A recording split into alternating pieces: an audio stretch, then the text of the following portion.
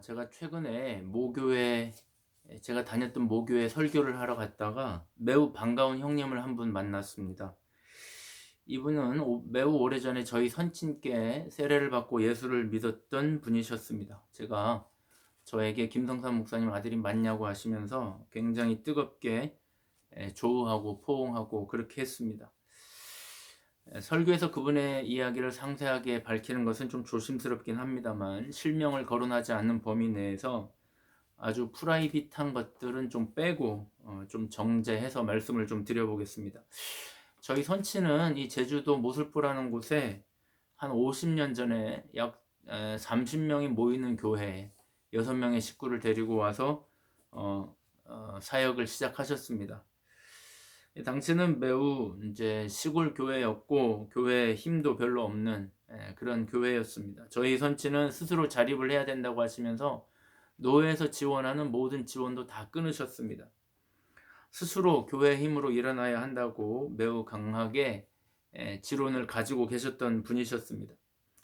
저희 선친이 하셨던 사역들을 지금 제가 어린 기억으로만 좀 떠올려 보면 대충 이렇습니다. 학교를 다니지 못하는 아이들을 위해서 청소년 학교를 만들기도 하고, 이제 공부할 곳이 없는 아이들을 위해서 교회 내에 독서실을 만들기도 했습니다. 자전거를 타고 매주 어른아이 할 것 없이 신방 다니는 걸 좋아하셨고, 그렇게 해서 바꾼 자전거가 여러 대 있습니다. 그렇게 어른아이 할 것 없이 사역을 하다 보니까 여름 성경학교 때는 이 조그만 시골 마을에서 996명의 아이들, 제가 기억하는 숫자로는 990명이나 되는 아이들이 교회 문턱을 넘어서 예수님의 말씀을 들었고, 교인도 300명이 넘는 이 시골 교회에서는 제법 규모 있는 교회로 키우셨습니다. 연세가 들어서는 노인복지가 교회의 미래 사명이다. 그래서 양로원을 개원하셨고, 그것이 모태가 되어서 지금 제가 섬기는 요양원이 되었습니다.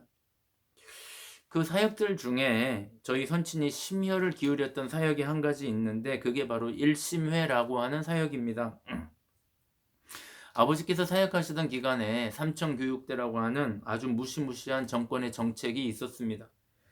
당시에 동네 깡패들을 소탕한다고 하면서 어른아이 할 것 없이 정권 차원에서 동네에서 좀 불량해 보이거나 선생님들이 찍어버린 아이들, 그런 아이들을 전방위적으로 잡아갔습니다.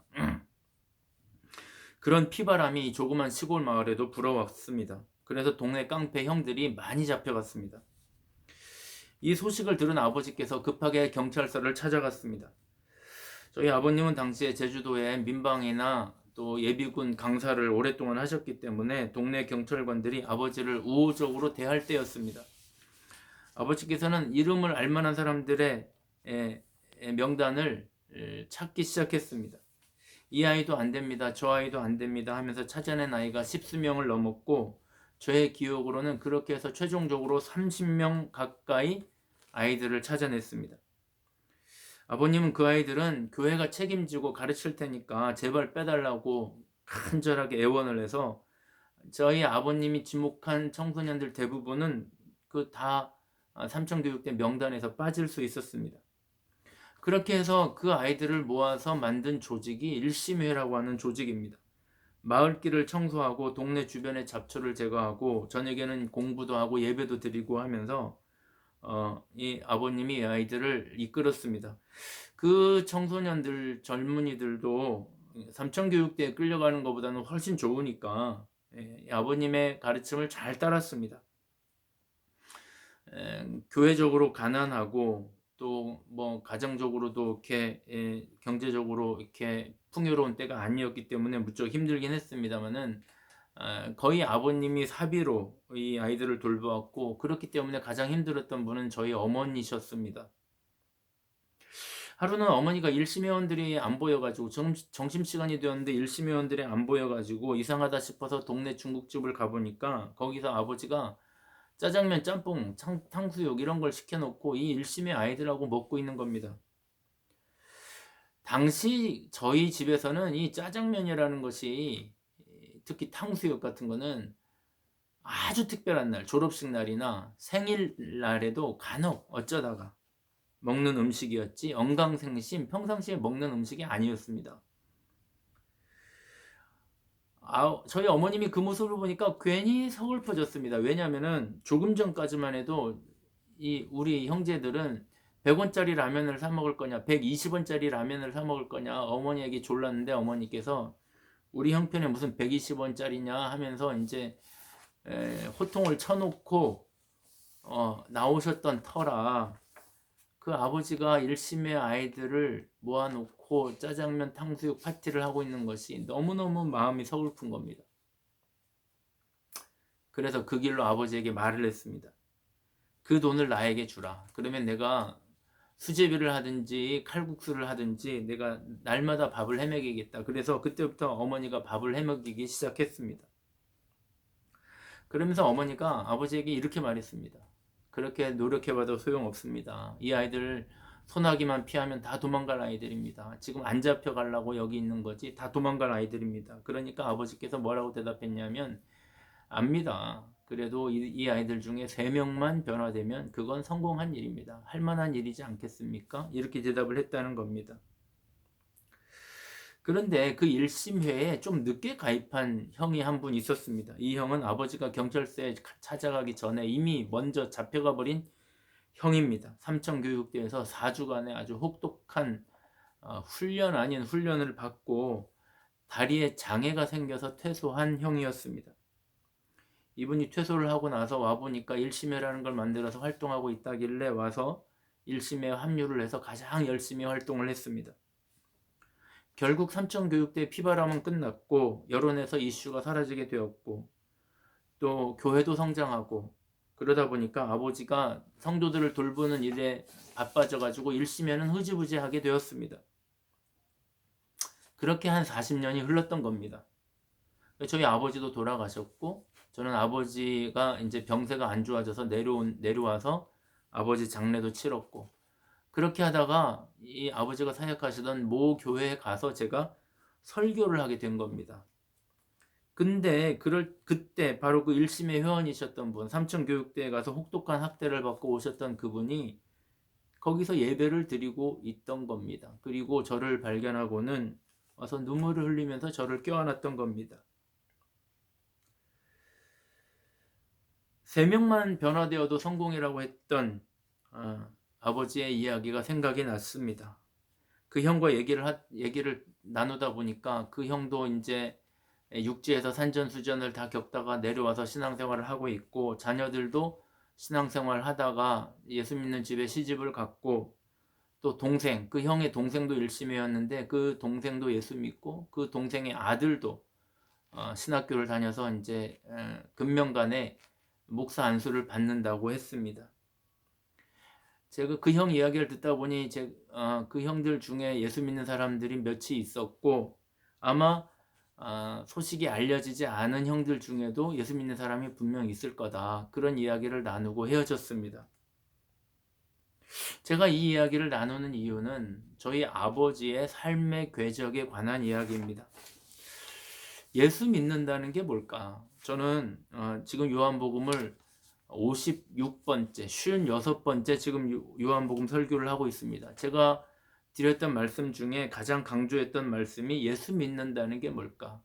예수를 믿는다는 게 무슨 의미인가? 예수를 믿는다는 것은 바로 예수를 따른다라는 것일 것이다. 예수님께서 어떤 길을 가르쳐 주시면서 이 길이 진리의 길이니까 나를 믿고 이 길로 한번 따라와 봐, 이렇게 말했다. 그게 예수 믿는다는 것이다. 그래서 예수 믿는다는 것은 예수 믿고 당신이 가시는 길로 가보겠습니다, 당신을 믿고 한번 그 길 가보겠습니다 하고 예수를 따르는 것을 예수 믿는다라고 말할 것이다. 여러분, 많은 사람들이 예수를 믿는다고 말합니다. 그리고 예수 믿고 어떤 은혜를 받았는지도 간증을 합니다. 그리고 어떤 사람들은 예수 잘 믿는 사람들에 대한 많은 이야기들, 예화들, 간증들, 예수 믿는 사람들, 위대한 성인들이나 신학자들, 목사님들의 이야기, 그들의 철학, 그들의 사상들, 그런 말들을 많이 아는 사람들이 있습니다. 그런 말을 많이 하는 사람들이 있습니다. 그런데 그런 사람들의 삶의 궤적을 보면 예수가 갔던 길과는 전혀 딴판의 길을 걸으면서 말로는 아주 화려한 언변을 쏟아내는 사람들도 교회 안에 많이 있습니다. 걷는 걸 보면 세상 사람들이 걷는 길을 걸으면서 말로는 그 수려한 말들을 쏟아내는 겁니다. 그 삶의 궤적이 예수님의 궤적에 근접하지 못하면서 말의 성찬을 베푸는 사람들이 있다는 겁니다. 여러분, 예수님은 이 땅에 사시면서 예수님의 발자국들을 분명하게 찍어 놓았습니다. 예수님의 발자국을 남겨놨습니다. 제가 아주 좋아하는 한 시가 있는데 답설야 중거라는 시입니다. 제가 설교에서 여러 번 인용을 했는데요. 사명대사가 처음 얘기를 했고 김구 선생이 자신의 편지에서 사용했다고 하는 한 시입니다.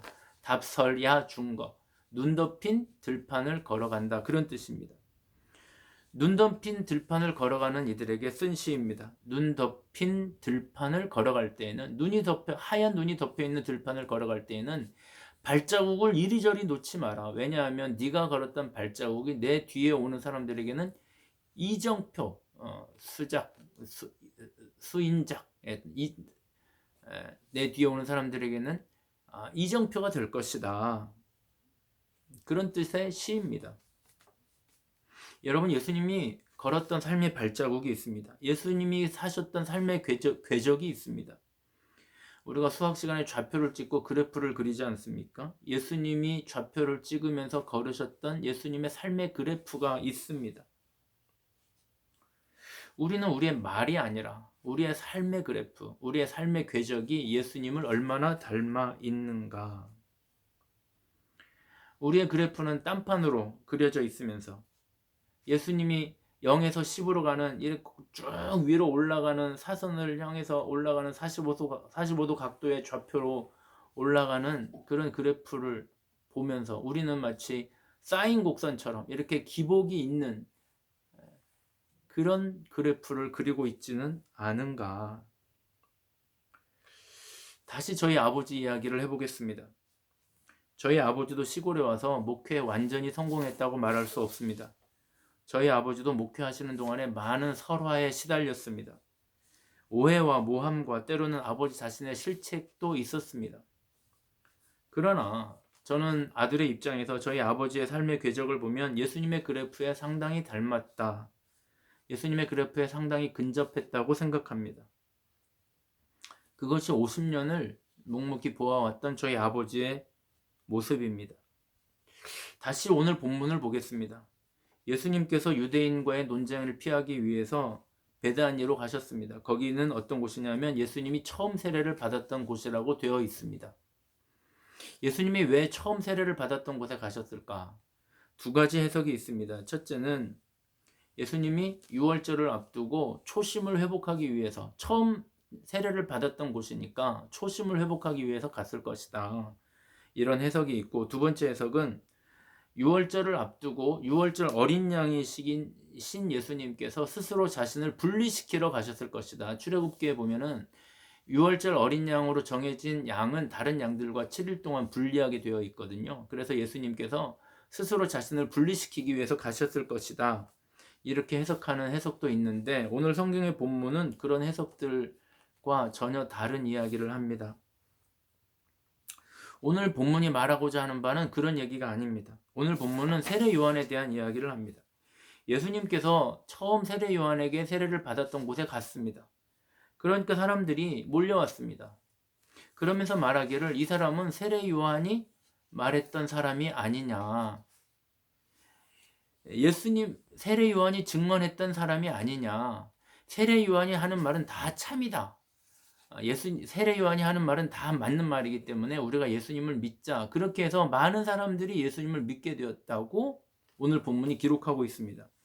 41절 42절에 보니까 굳이 사족처럼 이렇게 적어놨습니다. 제가 읽어보겠습니다. 많은 사람이 왔다가 말하되 요한은 아무 표적도 행하지 아니하였으나 요한이 이 사람을 가리켜 한 말은 다 참이라 하더라.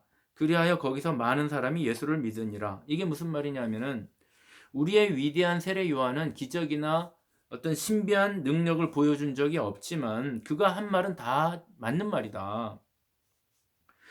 우리는 그의 말을 신뢰한다. 많은 사람들은 그의 말을 신뢰한다. 그런 그가 맞는 말만 하는 세례 요한이 예수를 그리스도라고 했다. 그러면 그게 맞는 말일 것이다 라고 하면서 수많은 사람들이 예수를 믿게 되었다는 겁니다. 세례 요한이 한 말 때문에. 여러분, 그래서 오늘 우리는 생각합니다. 세례 요한은 기적을 베푼 적도 없고 무슨 신비한 능력을 베푼 적도 없고 세례만 베풀고 설교만 했는데 심지어 그의 설교는 매우 거칠고 강렬합니다. 예. 사막에서 포효하는 사자와 같습니다. 그런데 그 수많은 사람들은 어떻게 해서 그의 말을 다 참이라고 여겼을까? 그것은 아마 그가 보여주었던 삶의 궤적 때문일 것이다. 그가 보여주었던 삶의 발자국들, 그가 보여주었던 삶의 그래프. 그가 찍은 좌표들, 그가 목표한 목표들 향해서 뚜벅뚜벅 걸어가서 그 그래프가 정확히 자신의 한 말과 일치하는 삶을 살았을 것이다. 그래서 사람들이 신뢰했을 것이다. 그의 삶의 그래프, 그것을 보고 사람들은 그의 말이 참일 것이라고 생각했을 것이다. 여러분, 사람은 절대로 나는 그런 사람이 아니다, 혹은 나는 그런 사람이다 라고 자신을 주장한다고 해서 그의 말을 신뢰하지 않습니다. 그가 어떻게 사는가를 보고 그의 하는 말과 그의 삶이 일치하는가를 보고 그를 신뢰합니다.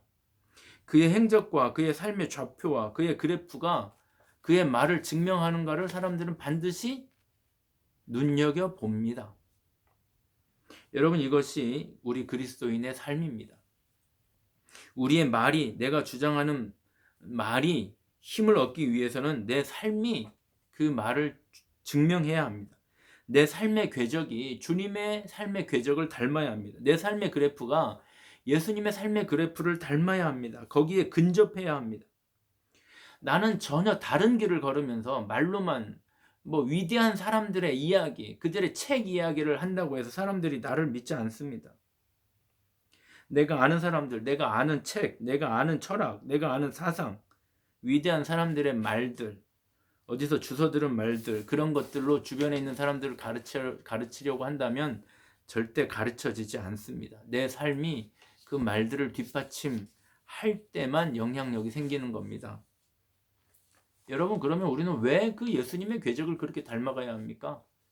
왜 예수님이 걸었던 그 길을 예수님의 그래프와 우리가 근접해야 합니까? 왜냐하면 우리의 삶을 결국 평가하시는 분도 예수님이기 때문입니다.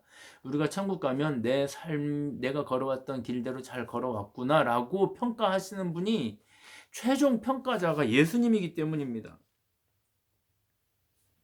여러분, 우리는 주님의 기도를 이제 새 주기도문으로 하지 않습니까? 지금의 번역이 옛날 번역보다 굉장히 잘된 번역입니다만 그 중에, 그 번역 중에 딱 한 단어가 번역되지 않은 게 있습니다. 접속사. 우리가 대개 그의 나라와 영광과 할 때 그 대개입니다. 헬라어로 말하면 호티, 영어로 because of, 왜냐하면이라고 하는 이 접속사가 번역이 안 됐습니다. 왜냐하면이 중요합니다. 왜냐하면 나라와 권세와 영광이 영원히 아버지의 것이기 때문입니다. 이게 우리의 주기도문입니다. 우리가 왜 신앙생활을 합니까? 우리가 왜 예수님의 삶의 궤적을 따라가야 합니까? 우리가 왜 예수님의 삶의 그래프와 근접해야 합니까? 왜냐하면 모든 나라와 권세와 영광이 예수님의 것이기 때문입니다. 예수님이 평가자이기 때문입니다. 모든 권세를 예수님이 가졌기 때문입니다. 여러분, 우리의 삶의 최종 평가자, 최종 재판자는 사람도 아니고 가족도 아니고 나도 아니고 역사도 아닙니다. 역사가 평가할 거라고 그러는데 역사도 아니에요. 이 세상의 권세자들도 아니고 이 세상의 언론도 아닙니다. 바로 하나님입니다. 하나님이 우리의 삶의 최종 평가자이고 하나님이 우리의 삶의 최종 재판자입니다. 상벌 기준을 결정하시는, 평가 점수를 매기시는 분이 바로 우리 예수님입니다. 그래서 저는 저와 여러분이 2023년도 이 예수님의 삶의 궤적을 따라가실 수 있기를 축복합니다. 말씀을 마치면서 한 가지만 더 생각해 보려고 합니다. 39절입니다. 제가 읽어보겠습니다. 그들이 다시 예수를 잡고자 하였으나 그 손에서 벗어나 나가시니라. 정확한 번역은 예수님이 그 손아귀 위에서 벗어나셨다. 제가 이 말씀을 왜 드리냐 하면은 예수님은 나중에 잡히시죠. 잡혀서 십자가에 달리시죠. 자발적으로 잡히십니다. 예수님이 잡혀주신 것이지 예수님은 본질적으로 그들의 손아귀에 잡히시는 분이 아닙니다. 예수님은 그들의 손아귀에서 벗어날 수 있는 능력을 가지신 분입니다. 본질적으로 예수님의 신성은 하나님입니다. 예수님의 손아귀에서, 이 마귀의 손아귀에서 잡히는 분이 아닙니다. 그분이 예수님입니다. 제가 이 얘기를 왜 할까요? 우리가 예수님의 삶의 궤적을 따라갈 때 마귀의 손아귀로부터 우리를 벗어나게 해주시는 분이 예수님이다. 우리의 모든 문제의 손아귀로부터 우리를 벗어나게 해주시는 분이 예수님이다라는 걸 말하기 위해서입니다. 예수님은 본질적으로 하나님입니다. 그 어떤 문제들의 손아귀에 우리를 잡히게 놔두시는 분이 아닙니다. 벗어나게 해주시는 분입니다. 사랑하는 여러분, 약간의 말에 상처받고 약간의 손해에 우울해하고 약간의 질병에 절망하고 그렇게 하지 말기를 바랍니다. 그런 마음은 하나님 주시는 마음이 아닙니다. 하나님은 오늘도 오히려 우리를 응원하시고 오히려 우리를 격려하시고 오늘도 오히려 우리에게 힘을 주시며 일어나라고, 내가 함께하고 있다고, 내가 내 삶을 책임지겠다고, 모든 문제들로부터 그 소나기로부터 너를 벗어나게 해주겠다고 약속하시는 분입니다. 우리가 묵묵히 주님의 길을 걸어갈 때 주님이 우리와 함께 하시며 우리를 돕고 계시다는 것을 이 아침에 절대 잊지 말기를 축복합니다. 사랑하는 여러분, 내 아들과 내 딸이 나처럼 살아도 부끄럽지 않게 그렇게 살기를 바랍니다. 내 주변에 있는 사람들이 나처럼 살아도 오히려 내 주변에 있는 사람들이 나만큼만 살아라고 말할 수 있도록 내 삶의 이정표, 내 삶의 궤적이 예수님을 닮아가고 주변에 있는 사람들이 내 삶의 궤적이 예수님의 궤적과 근접해 있는 것을 보고 우리를 통해서 예수님을 믿게 되는, 세례 요한이 하는 말이 다 참이라고 믿고 예수를 믿었던 사람들처럼 우리를 통해 예수님을 믿게 되는. 제가 엊그제 재직 세미나를, 연합 세미나를 가니까 그 목사님이, 강사 목사님이 그런 말을 했습니다. 나를 통해서 내 주변에 있는 사람들이 예수님을 좀 쉽게 믿을 수 있도록 돕는 것이 재직이다. 그게 성도다. 그렇게 말했습니다.